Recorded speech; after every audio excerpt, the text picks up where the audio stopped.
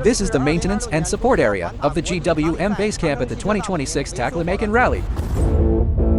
We have about 10 support vehicles to jointly ensure the operation of all 12 race cars. We carry all the essential tools, so our technicians can work efficiently.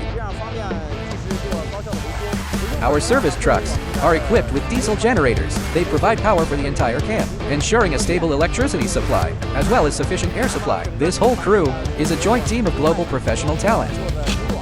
We have Chinese technicians here, as well as those from overseas.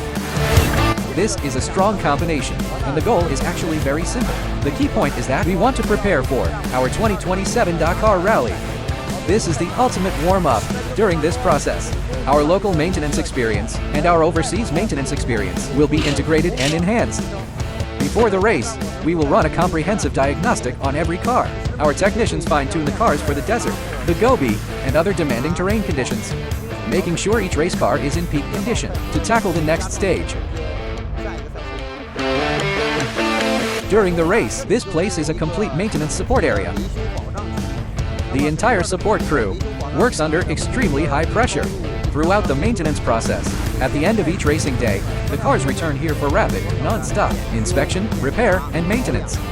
All performance data collected under extreme conditions is carefully recorded to guide our future vehicle R&D.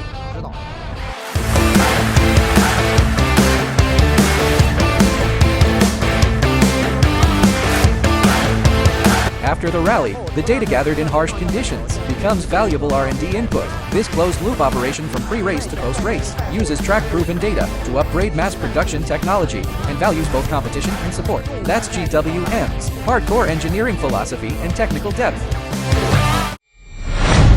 GWM. Go with more.